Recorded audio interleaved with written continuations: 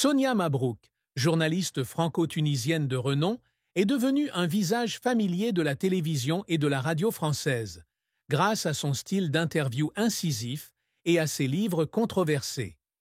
Née le 17 décembre 1977 à Tunis, en Tunisie, dans une famille fortement impliquée dans la politique, elle a bâti une carrière journalistique remarquable, tout en faisant face à des défis personnels et professionnels qui l'ont façonnée. Malgré son apparence confiante et forte, Sonia Mabrouk a récemment révélé la profonde tristesse qui l'a marquée. Des pertes personnelles à la pression constante de sa carrière, en passant par les bouleversements de sa vie amoureuse. Ces témoignages mettent non seulement en lumière les aspects méconnus de sa vie, mais révèlent également une personne profondément émotive qui lutte pour préserver ses idéaux et ses valeurs dans un monde turbulent. La plus grande tristesse de Sonia Mabrouk, comme elle l'a confié, a été la perte de sa mère bien-aimée en 2022. Cette mère, à qui elle a donné le nom de Soraya à sa fille, a non seulement joué un rôle important dans sa vie personnelle, mais a également été une source d'inspiration profonde tout au long de son parcours.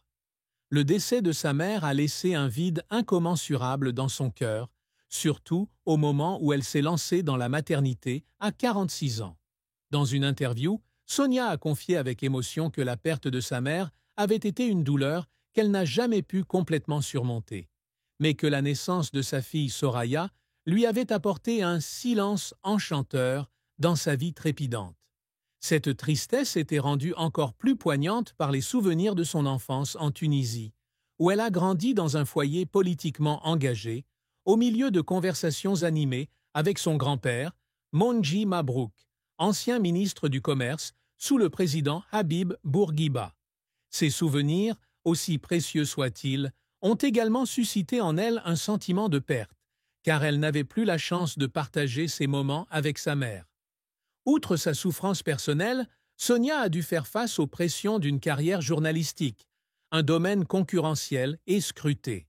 Figurant parmi les premières journalistes d'origine tunisienne à animer une émission à la télévision nationale française, elle a souvent été confrontée à des préjugés sur son origine. Elle a révélé avoir essuyé, tout au long de sa carrière, des remarques sur son accent arabe, qui, selon elle, l'ont blessée, mais l'ont aussi poussée à prouver sa valeur par son travail. Un incident marquant s'est produit en 2021. Elisabeth Lévy, rédactrice en chef du magazine Causeur, a déclaré à l'antenne que Sonia avait un visage arabe. Bien que formulée dans un contexte amical, cette remarque a suscité des interrogations sur son identité et son intégration dans la société française. Ces moments, aussi anodins soient-ils, ont contribué aux cicatrices psychologiques de son parcours, la laissant peiner à s'affirmer dans un environnement souvent marqué par les préjugés. La carrière de Sonia Mabrouk a été un parcours de travail acharné, jalonné de grandes réussites, mais aussi de nombreux défis.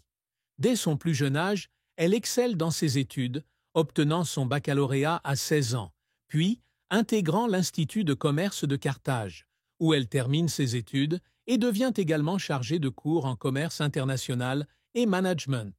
Cependant, sa passion pour le journalisme la pousse à abandonner ses études pour se lancer dans la communication. En 2005, elle commence à écrire pour le magazine Jeune Afrique, où son écriture acérée et son esprit rebelle attirent rapidement l'attention de la presse.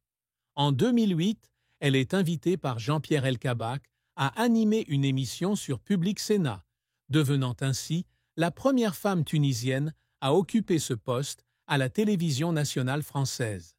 Cet événement marque un tournant majeur et la fait connaître au grand public. En 2013, Sonia rejoint Europe 1, où elle anime des émissions telles que Débat des grandes voix et Les éclaireurs, affirmant son style d'interview percutant, n'hésitant pas à poser des questions difficiles aux responsables politiques et aux personnalités publiques. Depuis 2017, elle est également présente sur CNews, où elle anime le Midi News et devient l'un des visages incontournables de la chaîne. Sa carrière s'est élargie au-delà du journalisme, avec des ouvrages tels que « Le monde ne tourne pas rond, ma petite fille » 2017, « Dans son cœur, le sommeil, La vengeance, 2018, et, plus récemment, Et si demain tout s'inversait, 2024. Ces ouvrages témoignent non seulement de son intérêt pour les questions sociales et culturelles, mais reflètent également ses opinions conservatrices sur des sujets tels que l'immigration, l'identité nationale et le déclin des valeurs traditionnelles. Pourtant, la carrière de Sonia n'a pas toujours été de tout repos. Elle a souvent été critiquée pour ses opinions politiques conservatrices que certains ont décrites comme penchant vers l'extrême droite. Lors des interviews, elle n'hésite pas à poser des questions pointues à ses invités, notamment à ceux qui ont des opinions opposées, comme ce fut le cas avec Sandrine Rousseau, candidate des Verts, en 2021. Cet entretien est devenu un exemple typique du style percutant de Sonia, qui a interrogé à plusieurs reprises Rousseau sur des sujets tels que la sécurité, l'immigration et la politique musulmane, mettant ses invités dans une position délicate. Certains critiques ont accusé Sonia d'utiliser les interviews comme une tribune pour promouvoir ses opinions personnelles, une accusation qu'elle a toujours niée, insistant sur le fait qu'elle ne fait que son travail de journaliste, rechercher la vérité et favoriser le débat. Les plus grands défis de Sonia Mabrouk ne sont pas seulement liés à sa carrière, mais aussi aux pressions personnelles et sociales. D'origine tunisienne, vivant dans une société française notoirement marquée par les préjugés en matière d'immigration et d'identité, elle a souvent été confrontée à des questions sur son assimilation.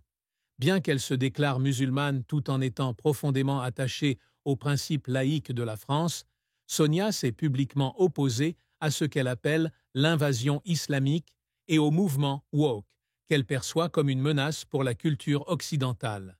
Ses opinions ont fait d'elle une figure controversée, appréciée des conservateurs, mais vilipendée par les groupes progressistes. Dans son livre « Insoumission française », elle affirme que des mouvements tels que le décolonialisme, le féminisme radical et l'écofascisme radical minent la démocratie et créent des tensions identitaires. Ces opinions, qu'elle a ardemment défendues, lui ont valu de vives critiques, certains l'accusant d'idéologie d'extrême droite. L'un des plus grands défis personnels de Sonia a été de gérer les commentaires sur ses origines.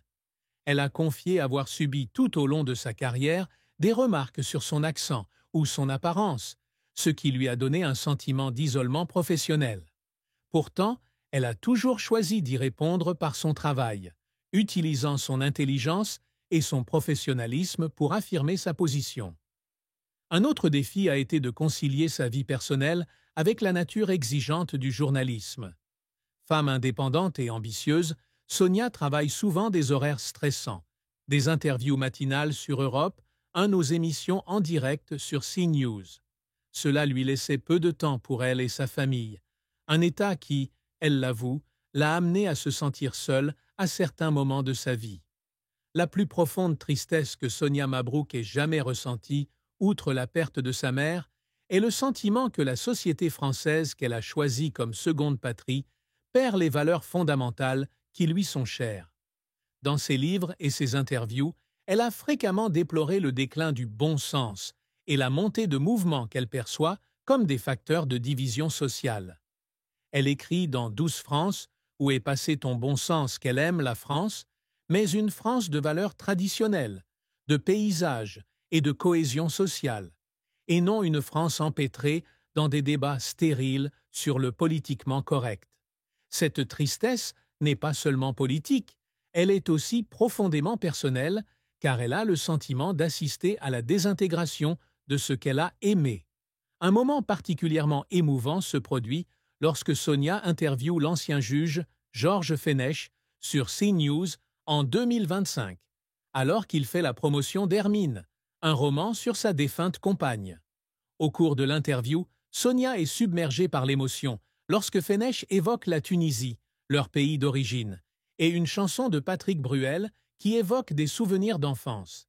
Elle est forcée de pleurer, un moment rare, où elle se montre vulnérable face à un public. De tels moments montrent que, malgré sa force, Sonia reste une personne profondément émotive, constamment marquée par les souvenirs et les pertes.